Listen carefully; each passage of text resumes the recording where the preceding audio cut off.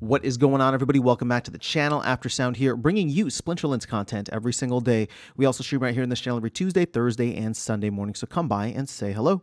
This video is also brought to you by two things. Since we don't do any sponsorships here on the channel, I'll show them out real quick. The first is my music, which is available anywhere you stream music under the name Aftersound, and the second is a new podcast I just launched called Chasing Infinity. Links in the description below. Check them out. Let me know what you think, and I appreciate the support. Okay, guys, I want to give a shout out first to Vet V or Brandon on the channel, a frequent commenter and live stream.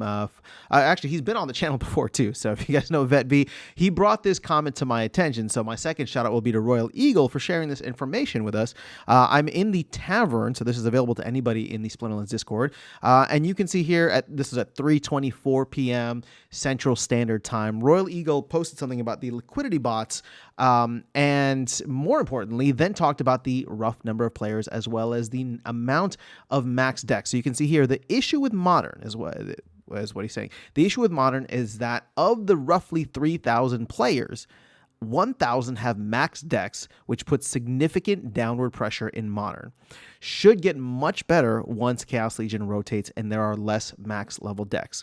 So 1,000 max level decks, and keep in mind that if somebody doesn't have a max level deck, they might still have a bunch of other maxed cards available to them, which is significant, right? This is one of the issues that we ran into with Chaos Legion because it got too cheap.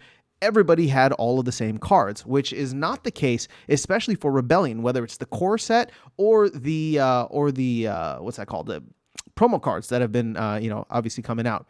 So what's interesting about this? Well, first of all, okay, so we get an idea of how many players are in Modern. We haven't really had that number confirmed to us anywhere, although, I would say it's not surprising to see that it's somewhat higher than what we have in Wild, because we have been tracking the Wild season passes, which have been coming down. I think it was like 2,400. But the issue is that I've always said Modern is very top heavy, right? You just have so many players that can compete at the top levels.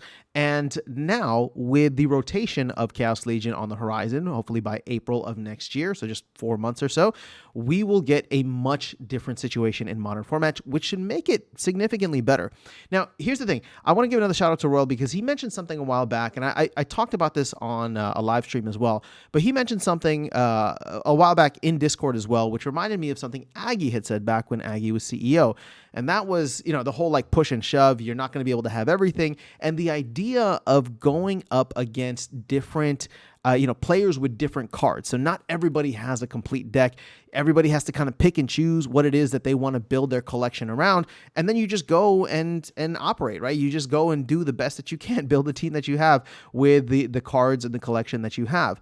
So that is a world I think we're moving towards, which I know is very different. Like, with everybody having the same cards, the meta kind of just becomes the same, right? Everybody has whatever they need.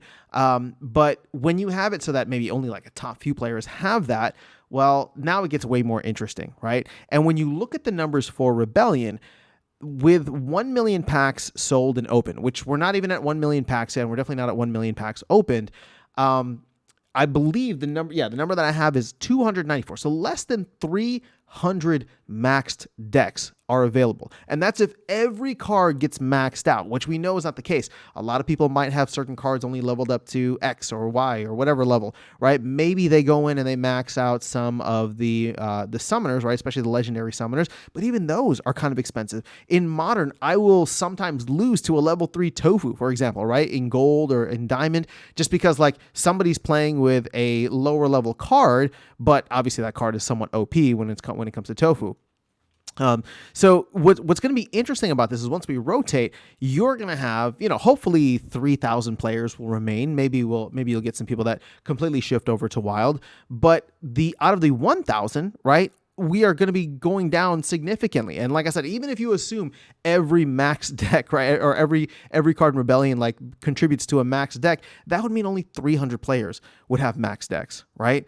And obviously Conclave Arcana coming in will be the big X factor here, because how many people are going to buy in? How many people are going to have Conclave Arcana decks? And it could very much end up being a situation where parallel to Untamed and Chaos Legion, where Rebellion is very scarce, and if you have Rebellion cards, you're doing well, but very few people may have like a fully maxed Rebellion set. A lot of people might have a couple of maxed Rebellion cards here, because remember what I was saying, like 300 copies doesn't necessarily mean that, somebody has a maxed collection. Somebody might have just maxed out a tofu, right? And all of a sudden they have the one of 300 potential tofus, maxed tofus that could be out there, or get, just go for like the maxed EMP or maxed Lorcus, whatever it is, or maxed Venka, right? So that's my whole point here, is that there's going to be a lot of picking and choosing. Some people may only have certain cards from Rebellion, which in a sense could create the same situation for Conclave Arcana. Now, that being said, I'm not as worried about Conclave Arcana getting oversold the same way that Chaos Legion did, primarily because there's not as many packs, right? Sure, you have starter packs, but I can't imagine people going out and buying a bunch of starter packs unless they absolutely need them. And the team has made good on their promise with Rebellion of not dumping cards on the market or dumping cards through sales, right? Or group sales, group buys, things like that. We've just kind of rolled with it, and what we sold, we sold. And I think that's going to be the same thing with Conclave Arcana. There's only like 6.5 million packs. Again, I know it's unlimited for starter packs, but even if we sell through all of that, first of all, that would be amazing for the flywheel. The amount of DEC that would eat up would be in the tens of millions, right? And that would push SPS to probably some new highs, which would be interesting. But even if it doesn't, right? Even if it doesn't, just selling through the pre-sale will be significant, right? That'll be 500-ish or 650,000 packs or something like that.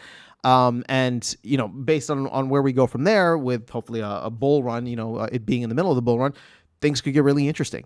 But I don't think it's going to be in a situation where all of a sudden all of those cards are going to be on the market for pennies on the dollar, right? You're going to need to go out and do the same exact thing we did with Rebellion, but hopefully more people will be incentivized. A, seeing how Rebellion held its value over time, so giving them that confidence, and then B, like it's just whatever you need, right? Like there's no, like people will have that confidence and therefore they'll go out and buy, but they're not going to buy more than they need necessarily, because these cards, the new cards, will still be trading at very much of a premium. So I'm excited to enter into this new paradigm, or this new modern format. I know that we're still a couple of months away, but the more I think about it, the more I hear comments like this and just how top heavy modern is right now, it could make the experience overall a lot better. Primarily because, what's the thing that a lot of people are complaining about now? It's just like, oh, I'm going up against max level decks in silver and diamond. And that's exactly what he's talking about here, right? It puts so much downward pressure in modern. Whereas if you just have all the people that have max decks playing up in Champion 1, and then you have somebody who has maybe just like a silver level, Rebellion deck or silver level Rebellion cards, they'll probably end up around the silver level, right? And vice versa for gold and whatever. But maybe Conclave Arcana is going to be the differentiating factor, which will push people towards buying that set, give them a lot more confidence in buying that set, to want to be competitive and to want to hopefully earn, especially if the earnings are good, not just with SPS potentially going up in a bull run, but also with the amount of SPS going higher if less people are playing in modern, right? So there's a lot of moving parts here, but overall, I am excited about where things are going, and I think that Conclave Arcana will perform better than Rebellion. But that's all I have for you guys in this video. Just wanted to share this with you. Again, shout out to VetV, shout out to Royal for sharing this data. But that is all I have. Let me know your thoughts in the comments below. Otherwise, I'll catch you all in the next one and see you around the game. Take care.